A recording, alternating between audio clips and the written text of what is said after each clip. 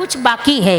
और एक बार व्यास जी महाराज अपने आश्रम में बैठे हैं, प्रातः काल का समय है, सरस्वती नदी का सुंदर संगम स्थान है, भगवती सरस्वती प्रवाहित हो रही हैं और अपने आश्रम में बैठकर व्यास जी महाराज भगवत नाम संकीर्तन कर रहे हैं। लेकिन मन थोड़ा अशांत है। वेदों का विभाजन किया, इतने ग्रंथों की रचना की, लेकिन शांति नहीं मिल रही व्यास जी को। और उसी समय व्यास जी ने सुना कि दूर दूर से हरिनाम संकीर्तन की आवाज आ रही है। कौन है? बराबर कान लगाया, सुना, अरे ये तो श्रीमन नारायण नारायण करते हुए आ रहे हैं। ये नारद जी के अलावा और कौन हो सकते हैं? ये तो नारद जी आ रहे हैं। नारद जी व्यास जी के आश्रम में पधारे। व्यास जी ने नारद जी का स्वागत किया। महाराज पधारिए, धन्य घड़ी धन्य भाग जो आप मेरे आश्रम में पधारे हैं। बिना बुलाए कोई संत आ जाए तो समझना कि आज हमारा भाग्य जागृत हो गया है। बिना बुलाए कोई ब्राह्मण आ जाए तो समझना कि हमारे भाग्य को खोलने के लिए आए हैं, ये हमारे भाग्य को जगाने के लिए आए हैं, ये हमारे धर्म को जगाने के लिए आए हैं। क्योंकि अतिथि देवो भव, वो अतिथि का स्वरूप है।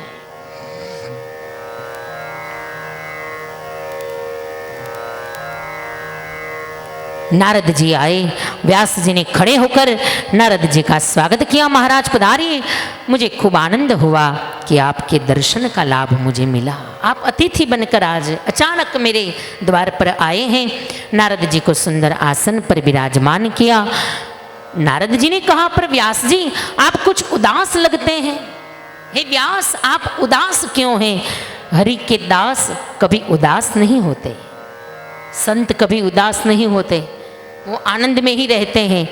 क्योंकि आनंद ही साक्षात भगवान का स्वरूप है।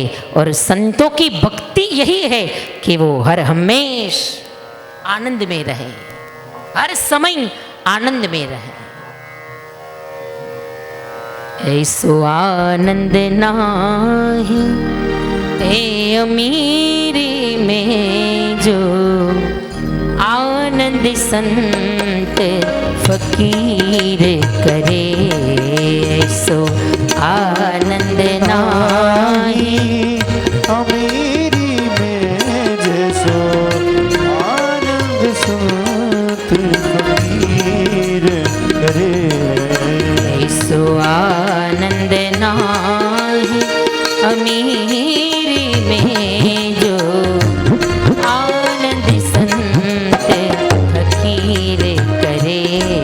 ऐसो आनंद नाही अमीरी में जैसो आनंद संत फकीर करे। ऐसो आनंद संत फकीर करे। ऐसो आनंद संत फकीर करे। ऐसो आनंद संत फकीर करे। ऐसो आनंद संत फकीर करे। ऐसो आनंद संत फकीर करे। ऐसो आनंद संत फकीर करे।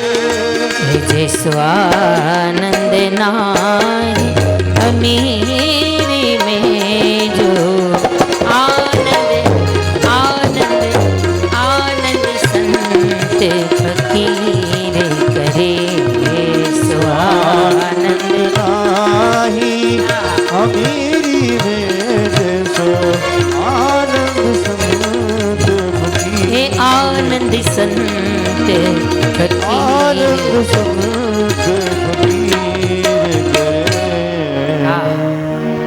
ऐसो आनंद नाही अमीरी में कि जो आनंद संत फकीर करे। फिकर की फाकी करे उसका नाम फकीर। फिकर की फाकी करे, वो कोई फिकर करते ही नहीं, क्योंकि उनकी फिकर दुनिया का नाथ विश्वनाथ करता है।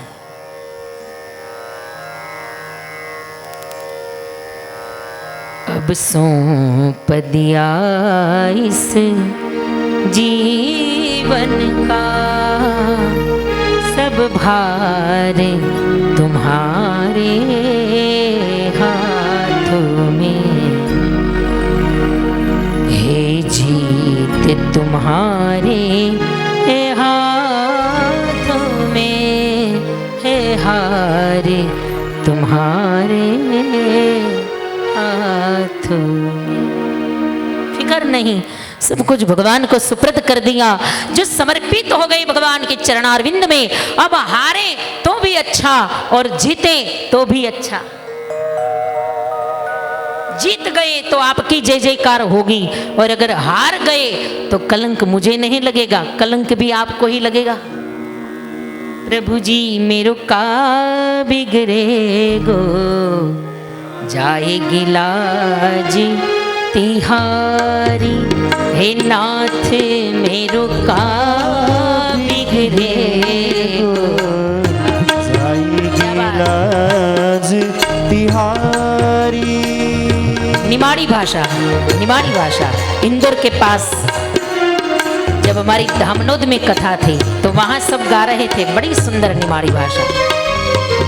प्रभु जी मेरो का बिगड़े गो, जाएगी लाज तिहारी, नाथ जी मेरो का बिगड़े गो, जाएगी लाज तिहारी।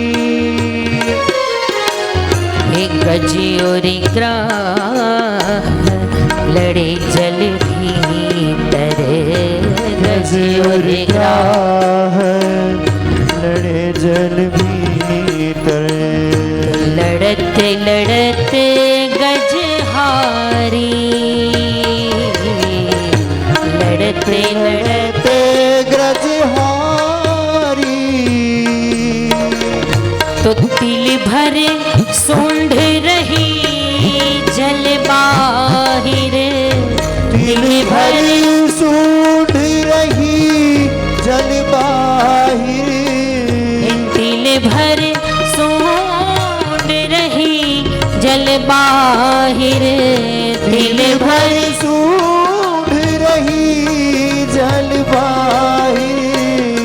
तब हरि देत पुकारी, प्रभु जी मेरो का बिगड़े गो, जाएगी लाज तिहारी। प्रभु जी मेरो का बिगड़े गो, जाएगी लाज तिहारी, जाएगी लाज जाएगी लाज तिहारी।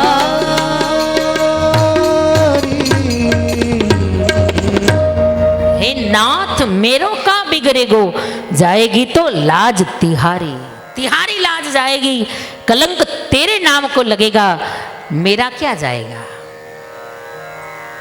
तेरे नाम को कलंक लगेगा। हरि ने भजता हजीरे कोई ने लाज जता नथी जानी, मारी सुरता शामड़िया ने साथ।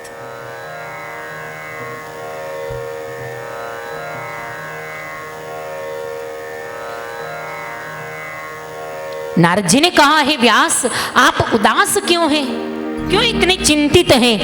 व्यास जी ने कहा, हे नारद जी इतने ग्रंथों की रचना की लेकिन फिर भी मेरे मन को आनंद नहीं मिल रहा, मेरे मन को शांति नहीं मिल रही, मेरे मन में उद्वेग है, मेरे मन में अशांति है, मेरे मन में कुछ अपूर्ण सा जान पड़ता है। क्या अपूर्ण है पता नहीं, लेकिन कुछ अपूर्ण जरूर है, शांति नहीं है, कुछ काम अभी अधूरा है ऐसा लग रहा है। और तब नारद जी ने प्रेरणा दी है, बराबर ध्यान से सुनिएगा कि प्रत्येक ग्रंथों की नींव में प्रेरणा अगर किसी ने दी है तो महर्षि नारद जी ने दी। रामचरितमानस की रचना तो तुलसीदास जी ने बाद में की है, पहले तो वाल्मीकि ऋषि ने रामायण की रचना कर दी, पहले वाल्मीकि ऋषि ने रामायण की रचना की, लेकिन वाल्मीकि तो बाद में बने। पहले तो वालिया नाम के लुटारू थे वालिया नाम के। और नारद जी का संग हुआ और वालिया से वाल्मीकि ऋषि बन गए। देखिए नारद जी की प्रेरणा। और नारद जी ने जब प्रेरणा की, तब भगवान का भजन करते करते उल्टा नाम जपत जग जाना और वाल्मीक भय ब्रह्म समाना। राम राम राम राम करते करते मरा मरा होने लगा। उल्टा नाम, राम राम करते करते उल्टा नाम जपने लगे और वालिया से वाल्मीकि ऋषि हो गए। और वही ऋषि ने नारद की प्रेरणा से रामायण की रचना की। रामायण की रचना में भी प्रेरणा नारद जी की है। यहाँ भागवत जी में भी भागवत की रचना करने से पहले नारद जी ने प्रेरणा दी है व्यास जी को। नारद जी ने कहा है, व्यास जी इतने ग्रंथों की रचना आपने की है, लेकिन अभी तक आपने कृष्ण प्रेम की चर्चा नहीं की।